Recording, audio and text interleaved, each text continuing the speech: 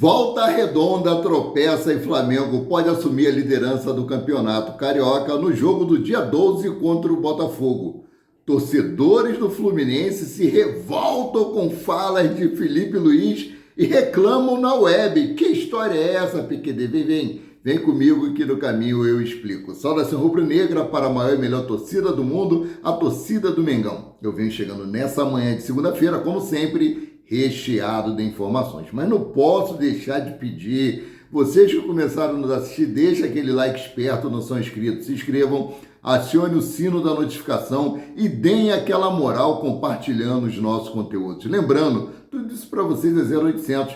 E aqui no seu canal Paraquedista Rubro-Negro, vocês ficam sempre informados sobre tudo que acontece nos bastidores do mais querido, né? Bom, o elenco do Flamengo recebeu folga ontem, depois daquele empate contra o Fluminense no sábado, e se reapresentam hoje no CT do Urubu a partir das 9 horas da manhã, com treino marcado para iniciar às 9 horas e 30 minutos, com foco total no jogo contra o Botafogo na quarta-feira, dia 12. É jogo atrasado da 7ª rodada do Campeonato Carioca. Flamengo que tem um jogo a menos, assim como o Botafogo, por conta aí da Supercopa Rei ou Supercopa do Brasil, como vocês queiram pronunciar, né?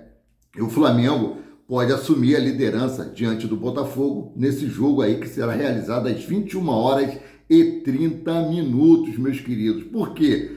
O Volta Redonda, líder do Campeonato Carioca, empatou ontem e ficou no 0-0 e com 17 pontos. Flamengo tem 14 pontos, vencendo o Botafogo, vai para os mesmos 17, mas no critério de desempate, o Flamengo tem um saldo de gol muito superior, né? E o Flamengo pode assumir.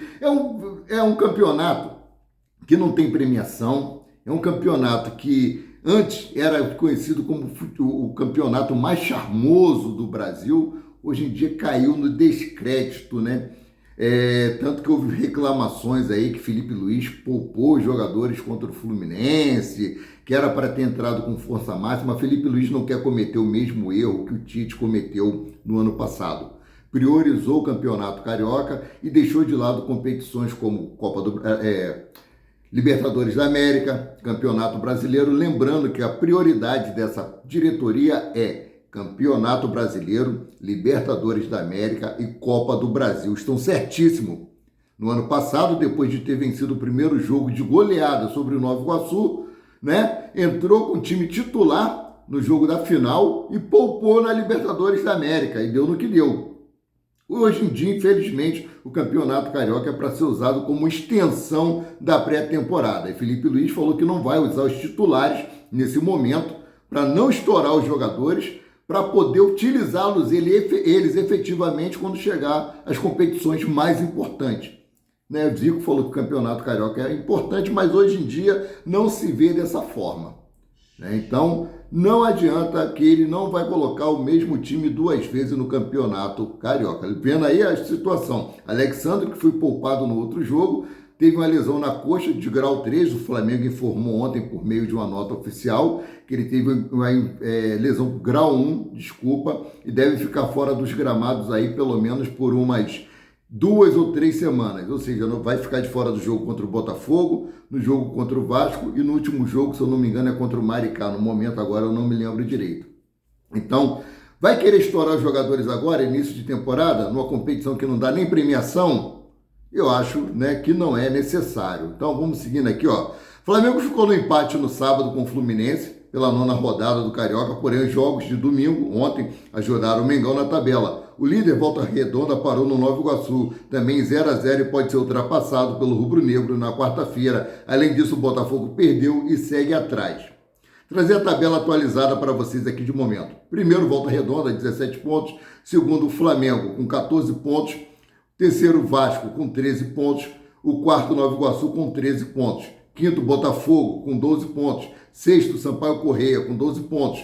Sétimo, Maricá, com 12 pontos. Nono, Fluminense, com 11 pontos. Décimo, Boa Vista, com 10 pontos. 11º, Portuguesa, com 7 pontos. 12º, Bangu, com 4 pontos, né?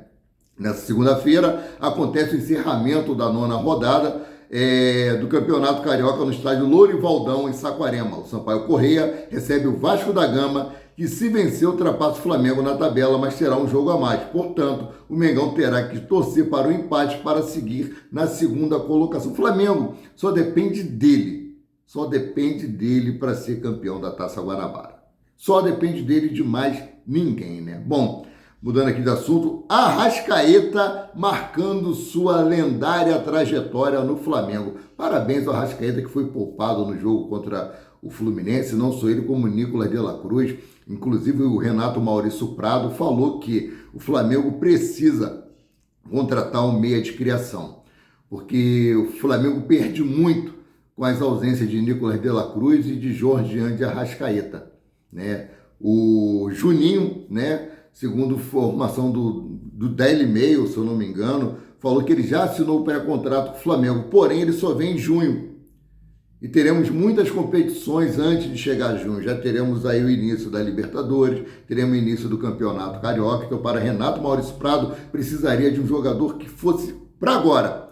O Flamengo que liberou aí o Carlos Alcaraz, que poderia ser esse jogador, assim como disse o Renato Maurício Prado. O Flamengo poderia ter tido um pouco mais de paciência, mas devido aí a problemas com a outra gestão, problema de ter comprado um jogador por um valor estratosférico, a diretoria atual decidiu emprestá-lo. Ele entrou em campo já no sábado.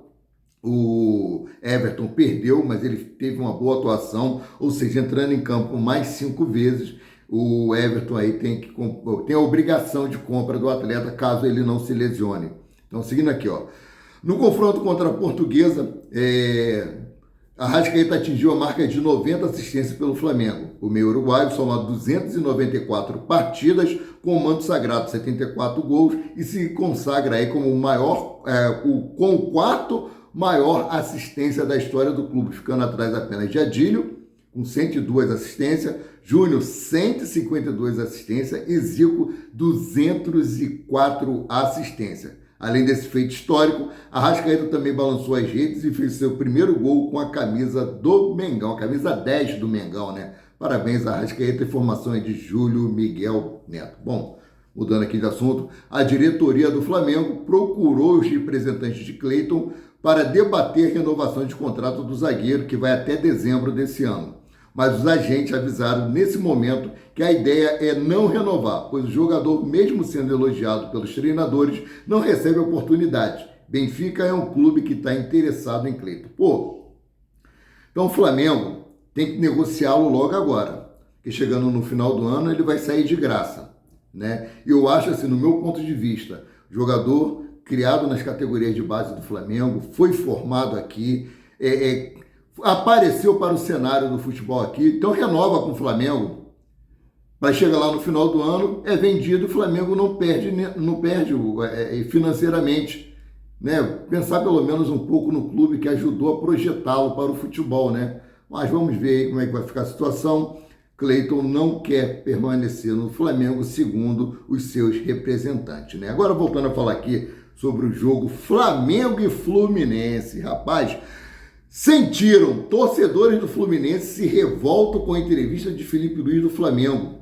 Perdeu o meu respeito. Foram o que falaram alguns torcedores. Aqui, ó.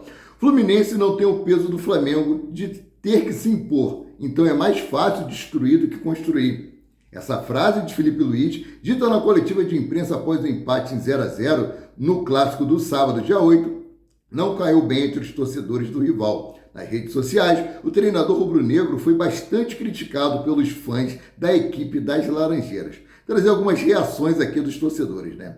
Vamos lá, uma reação aqui. Sempre respeitei muito Felipe Luiz. Perdeu completamente o meu respeito após isso aí. Desconhecimento de futebol e foi desleal. Cutucando um rival à toa. É bom lembrar que jogou a vida toda com Simeone e sempre se vangloriou disso, né? Disse um torcedor do Fluminense. O outro disse o seguinte aqui: jogou no Atlético de Madrid a vida inteira com um ônibus estacionado na frente do gol em todos os clássicos contra o Real e o Barcelona. E agora está chorando porque o Fluminense não se abriu para o Mengão fazer o gol. Deve ser chato ainda não ter ganho de nós, né, Felipe Luiz? Tenta na próxima vez, disse um outro torcedor. Um outro foi mais duro aqui, falou, vai tomar no C, Felipe Luiz. Falou o cara que jogou toda a vida no Atlético de Madrid, do retranqueiro Simeone, desabafou mais um torcedor. E para fechar aqui, né, um outro disse o seguinte, eu falo que a megalomania desse clube atinge níveis estratosféricos. É incrível, é muito mais fácil destruir que construir, disse o aprendiz de treinador que passou quase um terço da sua vida jogando na retranca do Simeone. O cara desconhece a história do Fluminense, concluiu um fã do Fluminense. Rapaz, o negócio foi esquisito, ó. Um repórter disse na coletiva de imprensa o seguinte, jogo ruim para o Felipe Luiz. Ele respondeu o seguinte, jogo ruim? Na verdade é um jogo difícil, Fla-Flu nunca é fácil. O adversário tem suas armas. O Fluminense não tem o peso do Flamengo de ter que se impor. Então é mais fácil destruir do que construir. Fizeram uma grande marcação nos nossos meias campistas. Acredito que as melhores chances foram nossas. Não lembro de nenhuma chance deles. Foi só o primeiro jogo do ano. Foi o primeiro jogo do ano contra eles. Foi só o primeiro jogo do ano. Valorizo o esforço dos meus jogadores. Tudo que eu pedi, eles fizeram. Cara, ele não desmereceu aqui o Fluminense, não é sendo clubista, não. Mas pela folha salarial do Flamengo, o atual momento que o Flamengo vive, campeão da Copa do Brasil, campeão da Supercopa do Brasil, né, brigando pela liderança do Campeonato Carioca, a pressão realmente é muito mais em cima do Flamengo. Então, cara, eu amo meus amigos torcedores, meu primo Valdec é tricolor, meu falecido pai é tricolor, tem o nosso amigo Samba, tricolor também, que gente finíssima, a gente brinca, zoa um com o outro. Então isso é normal, né? Bom, seguindo aqui com as informações, falando ainda sobre Fluminense e Flamengo, né? Público abaixo. O empate sem gols entre Flamengo e Fluminense registrou o pior público nos clássicos nos últimos 3 anos. Mesmo em um sábado de sol, o jogo com o mando do Fluminense levou apenas 37.838 torcedores ao Maracanã. Esse é o menor público de Fla-Flu desde a 4ª rodada do Carioca de 2022, quando o público foi pouco mais de 20 mil pessoas no estádio. Gente, vamos lá. Os ingressos estão caríssimos.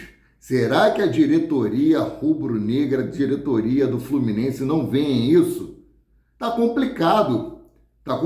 O presidente da República falou aí, tá caro, não compra. Então, se o ingresso tá caro, não entra. Entendeu? Desculpa, não gosto de falar de política não, mas tive que aproveitar o jargão. Então a galera não vai lotar os estádios, não vão lotar os estádios, não tem como. O preço está um absurdo. Bom, os torcedores do Flamengo vieram criticar aí o Eric Pulgar após mais um cartão por falta no clássico contra o Fluminense. Muitos questionam se o volante realmente acumula cartões desnecessários. Eu acho que os cartões que o Eric Pulgar tem tomado é desnecessário. Uma das coisas mais certas que nós temos no jogo do Flamengo é que Eric Pulgar vai tomar um cartão amarelo. Né? Coisa que acontecia com Alan ultimamente não tem acontecido. Alan que deu uma pichotada lá no jogo contra o Fluminense, que quase entregou a paçoca, né? Mas nos últimos 2 jogos dele foi muito bem dentro de campo. Esse não foi tão ruim, porque todo o elenco do Flamengo foi ruim, reclamaram da bola, reclamaram do gramado. Lembrando que quem gere o Maracanã é Flamengo e Fluminense, então eles têm que cobrar da empresa que cuida do gramado do Maracanã, tem que cobrar mesmo, né, que é um absurdo. Todos os jogadores reclamaram do gramado, está duro. Então, mudando aqui de assunto, meus queridos e minhas queridas, Felipe Luiz disse o seguinte: não vou dar sequência de jogo para os jogadores agora porque eu quero fazer isso para o começo do Brasileiro, para que eles estejam no ápice. É importante que a gente cuide desses jogadores, mime eles, para que quando começar a sequência de jogo, eles estejam 100%. Estou de pleno acordo com o Felipe Luiz. Apesar do jogo ter sido de péssima qualidade, técnica e tática, eu concordo com o Felipe Luiz. Campeonato Carioca, infelizmente, virou a extensão da pré-temporada. Bom, José Boto ressalta o objetivo de revelar jovens talentos do Flamengo. José Boto. O diretor técnico do Flamengo, José Boto, concedeu entrevista à CNN no domingo, dia 9, para comentar um pouco mais de um mês de trabalho diariamente como comandante do futebol rubro-negro.